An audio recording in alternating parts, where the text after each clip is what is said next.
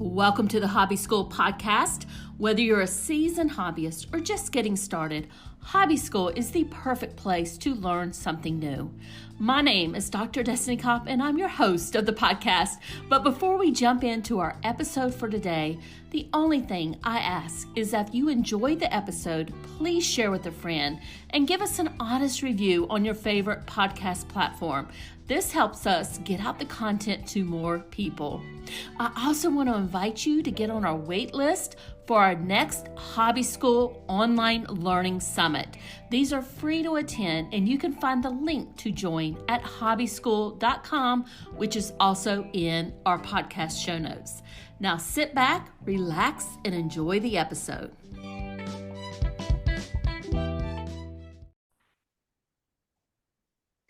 And my special guest today is Erin Alexander. Erin is the creator of Product Powerhouse, a web design agency and education resource for product makers and sellers. She's a wife, mom of two, and loves being by the water. And Erin has been building Shopify websites for many years, working with brand new businesses to seasoned entrepreneurs. She knows a lot about how to build a website that sells online, and she loves supporting other strong women building the businesses of their dreams. And Erin, I am super excited to jump into this topic with you. I have two Shopify websites of my own, so I'm very passionate about it. But before we get into the questions that I have, can you tell the good audience just a little bit more about you and how you help people? Yes, absolutely. Thank you so much for having me, Destini. I'm so excited to chat with you today. So like she said, I'm Erin. I live in Washington with my family, and I have been an entrepreneur for 8 years. I help product-based businesses really learn to use and leverage the power of Shopify. A lot of people think it's just a website, and it's really much more than that. Like, the website is maybe the main piece of it, but there's a lot of ways to use it to really build your business. So I teach people how to get creative with their design, how to get creative with the solutions available on Shopify, and really how to leverage the power of everything Shopify can do for their small business. Now, Erin, I guess the first question I have for you, and I'm sure you've gotten asked this question quite a bit. If somebody is considering, or they know that they need an online presence to sell either their digital products or their handmade products that they have created, and they're trying to decide between Etsy and Shopify, what do you generally tell people? Yeah, I do. I get this question a lot. And I think if you're just getting started, my suggestion is to go with the one that feels like the path of least resistance. For a lot of people, they think getting up on Etsy is going to be quick and easy, and it's less stressful. And if that is how you feel, if that seems easier, then I highly recommend you go that route. If for some reason, like, I would say like 90% of people think that building an Etsy store is going to be easier than building a Shopify store. Ultimately, I think you should have both. If you're going to be selling on Etsy, you should also have a Shopify store, or at least a website of your own, even if it's not a Shopify store. They really work well together. Etsy is great at bringing in new traffic because they have like a cult following. People love Etsy, but you have more control over Shopify, and you can do different things on there. So ultimately you want to have both, but if choosing one seems easier to get started, that's the way I think you should go. And I think that's one of the reasons why I went with Shopify instead of putting up my shops on Etsy, was I wanted that control, right? But I also had the audience built. So that was another thing for me, but I definitely wanted that control. So if somebody is wanting to build out their shop on Shopify, what are some of the first couple of steps that you recommend that they take that won't stress them out and won't overwhelm them in the beginning? Yeah, that's such a good question, because I think it's a lot different than what most people would say. When you go into Shopify, the very first thing they're going to do is they're going to be like, okay, pick a theme. That is super overwhelming. I kind of think about things differently. The most important thing on your store is your products. So I think that you should start creating product listings first. I think you should go in and set up a full product, because you're going to need to know, like, what's the name of your product? How are you going to describe it? What images are you going to have? And you can put all of this product listing information in place. And then when you are looking at themes, you have a better idea of what you need and what you want once you start seeing it. So when you start a Shopify store, it's going to come with Shopify's like base free theme. It's called the Dawn theme, and it's going to come with that already installed. So you can look at your product listings even before you've actually selected a theme. Putting in your products first means that like they will be populated in the different fields where like it's showing you a featured collection or a featured product. It helps you visualize things better if you can put in some product listings first. I also think like your product, like I mean, I already said this, but your product is the most important part of the store in the first place. So spending your time putting in your products and understanding how that works is going to make everything else inside of Shopify easier. And I've never heard anybody say that, but that is such an important point, is going when you're first starting to build your website there is to start with the products. And I think that's a great tip there.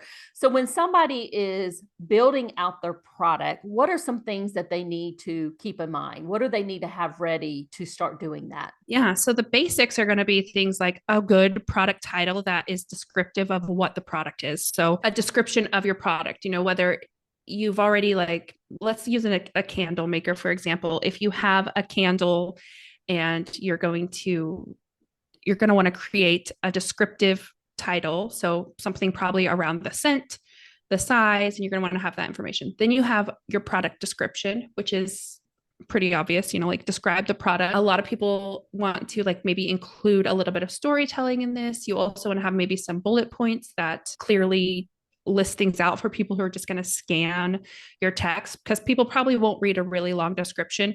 However, you do want to have a little bit of a description because that's what Google likes to see. So if you want to get benefit from SEO, you want to have some kind of description on there. And then you're going to have your product images. So you can have as many images as you want.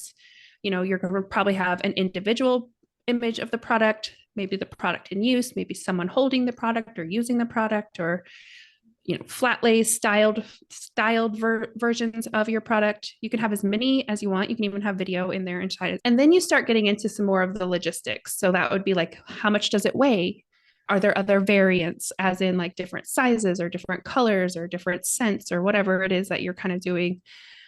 And then then you also are going to put in your inventory here. You can put in the price it costs you, like whatever the base price is. That way you can see your profit margins and things like that in the back end of Shopify. Then you can start building in like even more customized things with Shopify's meta fields. So like, let's say you're like a retailer and you want to include the vendor is already built in, but maybe you want to include some custom information like a special size chart or different things like that. You can use meta fields to do that. That's really like the meat of what you need for a product listing. There's a lot that can go into it. It could really be as detailed as you'd like. It could be as simple as you'd like, but those are going to be the things you need to get started. And would you say that the images are one of the most important parts of that product listing? Oh, absolutely. People are going to look through the images more than they actually read the text. So you want to have really good, clear images, a variety of different styles. I always like to say it like at least 3, usually like one of the product by itself, one of the product on a person or with a person or like next to a person. That way, like they can really visualize themselves. Any like details that they need to know, like up close shots.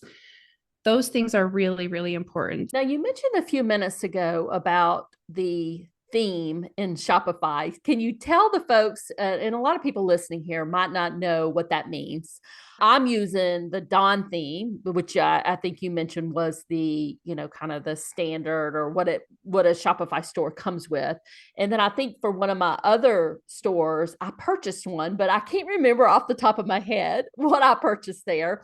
But can you walk people through what do you mean by that theme and what somebody should look for in a theme when they're just starting out? Because I think when you go to the website, there's a lot to choose from, right? Yes, absolutely. There's hundreds of Shopify themes. So the theme is what determines how your store looks. And it also includes some of the built-in functions. So the Dawn theme is like the standard Shopify's basic free theme. There are a handful of free themes inside of Shopify, like in the Shopify theme store, that you can choose from. And they are all based on the Dawn theme. So, if you see one, like I think there's one called Craft. Craft is just the Dawn theme styled differently. The Dawn theme is actually a really great theme. I've been using it more and more. There's a lot you can do with it. Shopify's been investing in building that theme out. However, there are also premium themes, and premium themes are developed by third-party Shopify developers. They are vetted by Shopify if they are in the Shopify theme store, which means that they have to follow a pretty strict standard when it comes to like the way they create their code, the way they respond to customer service, the way that they have documentation of their themes to help you build out your store. The premium themes have a lot more flexibility in terms of the design. So you'll have different types of content sections, like different types of galleries or different types of sliders or different types of ways to display your testimonials. And they also sometimes have built-in features, like they might have built-in feature that sends out of stock notifications or like back in stock notifications. Or they might have, I'm trying to think of a good example, like maybe they have some different product tabs built in, or, there's a bunch of different things. Most of the time, all of the themes have the base features. They're all going to allow you to put video in, they're all going to allow you to put images in. But the theme determines how it looks. So like whether things are like maybe full width, not every theme is designed to have images that go from edge to edge of your screen. So those themes really have some different features. Previously, I was always like, you need to buy a free theme. Previously, I was always like, you have to buy a theme. The free version is just not good. Like I said, Shopify has been investing heavily in the new Dawn theme, or it's relatively new. And so I have a second Shopify store that does use the Dawn theme, and I think it's fantastic, especially if you can add in some apps that can really help you customize it, which I'm happy to share those if you're interested too. But when you're really looking for a theme, the main thing you want to focus on are the features. Like, what options does the theme have that you need? For example, some people really want to have a mega menu, and a mega menu is like one of those menus that drops down and it has like a lot of different layers, and sometimes there's an image in it. Not every theme offers a mega menu. So I recommend you do some research. And one of the things that helps is if you have your products in place and you know what you need for your products to display the way you want them to, is do some research about the features you need. Do you have something that's going to go out of stock often and you want to have notifications for your people that tell them when something's out of stock? All those different features you can find in a theme built in, or maybe you'll see a feature in a theme and you're like, oh, that would work really well for my product. So I recommend you research first, find the features that you want, and try to find a theme that has those features. That's going to save you money in the long run, because you won't need to either add them in with code or use an app to get those extra features. And is it pretty easy just to like start with the free theme, maybe Dawn theme, and if you find like 2 years down the road that it's just not serving your needs anymore, is it pretty easy to move to one of the paid themes? Yes, absolutely. I totally recommend that. If you haven't been selling on Shopify and you're like not sure and you're just not ready, I would absolutely start with the free theme. When you switch themes, all of your product listings, all of your collections, all of your blog posts, all of your pages, I'm going to say pages with like a little asterisk by them, okay? All of that content stays. You don't have to redo any of it. What you do have to redo is like building out your homepage and putting the content in place. But if you have an old version, it's really easy to like copy and paste. You're going to have you might have new features. So you might, get to add new things or take things out, but it is really easy to switch. It'll just take you time to rebuild your pages, as in like your homepage. If you have pages that have different sections, like your about page, those might take you some time to rebuild, but overall it's a much better to start with the free theme and then upgrade later. So let's talk about some of those apps that you mentioned a few minutes ago. I know that some of these apps cost money, some of them are free. And since they cost money, it's extra cost, right? That new shop owners might not be aware that they have to do. So walk us through exactly how that works on Shopify. Yeah. So Shopify out of the box does, a handful of things. It's pretty standard e-commerce stuff. But then you can add on these apps that give you additional functionality or additional design options, or it can just make your store really customized. Like if you wanted to sell a subscription box on Shopify, you can do that with extra apps. If you want to sell bundles on Shopify, you can do that with extra apps. I always recommend like setting up an app that will send out a request for your customers to leave a review after they've made a purchase. So different apps cost money. Some are free. I would say most apps actually cost money. And I mean, like, I know that this frustrates people, but it's really what makes Shopify unique is that it's allowing you to build a really customized store, and it allows you to get exactly what you need. So for the most part, most apps are like maybe under $10 a month, or maybe they'll have a one-time fee.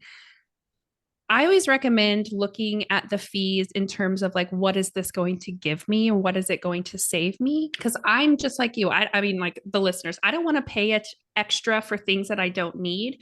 But if an app is going to really like help me get like more sales or do different things, and it's worth the price for me. So I have a list of like 20 apps that I recommend.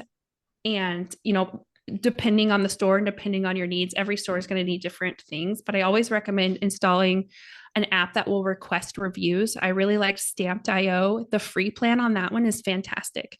The paid version is only $15 a month, and it does give you a lot more options, which is something I love. And I use the paid version on one of my sites, and I use the free version on one of my sites. It just really depends on what you need and what you want. And sometimes I think people get a little bit hung up on having to pay for those apps.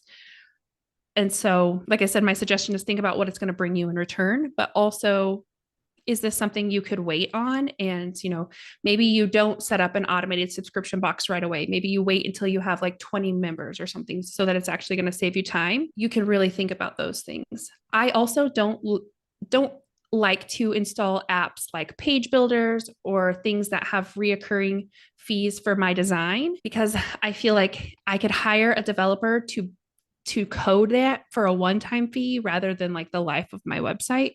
So there's a lot of nuance when it comes to apps, but I think that those are something that you have to kind of think about, which is another reason why I recommend you research your functions before you pick a theme. That way you could perhaps find a theme that does some of the things you are wanting without needing to add an app. And I definitely think that those are some good tips. And I'm kind of like you. On one of my stores, I have some more paid apps, and the other ones I'm using some of the free versions. So I think that's some really good tips there. Erin, before we wrap it up here, any last minute tips for the audience? Yeah, I think the number one tip I have for people building their Shopify store is don't follow the theme. So when you install a theme, it's going to have these pre-filled in sections. It's going to say like, oh, talk about your brand here, put a gallery here. Those are just the way they're designed is to highlight the theme, not to highlight your business. So I recommend you pick out your theme and then clear out all of the sections and start from scratch. I actually have a workshop where I teach people the 7 essential sections for your Shopify homepage. That's going to help tell your brand story and also build trust with your customers. So build up that know, like, and trust factor so that they want to make a purchase. It also leads them through the buyer's journey. So that's every section is very strategic and the reason behind it. And I have a training that's completely free. It talks about each of those sections, why you want them, and how to put them and like how they work in your Shopify store. And I even show examples and things like that. So I have that. Actually, you can get it at productpowerhouse.co/homepage. And I know I gave Destini the link, so I know you'll share that too. Yes, absolutely. We're going to make sure that that link for that free workshop is in the show notes so everybody has access to it. And Erin, also, can you let people know where they can find you, your website, Instagram, whatever you want to share there? Yeah, absolutely. So honestly, the number one place is to find me is my podcast, which is called Product Powerhouse. You can find that on, well, all the podcast apps, but I think that the podcast apps are getting smaller and smaller. So, Apple, Spotify, wherever you listen to podcasts, I have the podcast published. My website is productpowerhouse.co. And I have a bunch of resources and digital products, like little bite-sized things. I also have a full course that teaches like really how to leverage Shopify for people who want to learn it. Then if you want to hang out with me on social media, the best place would be Instagram, which my handle is product.powerhouse. That's where I show pictures of my puppy and it is a cute one. It's a very cute puppy. He is adorable. He's my baby. And then that's also where I share like tips. Like I'll share a lot about apps I'm using, apps I'm loving, and just Shopify tips and things like that. So Erin, thank you so much for joining me and sharing all of your wisdom about Shopify, one of my favorite tools to use. Yeah, thank you so much. I had a great time. Thank you so much for listening today. Don't forget to sign up for the waitlist so you'll be the first to know when our next free Hobby School online learning summit launches. The link is in the show notes for this episode, or you can go to hobbyschool.com, and that's Hobby School with school without an H in it. Talk soon.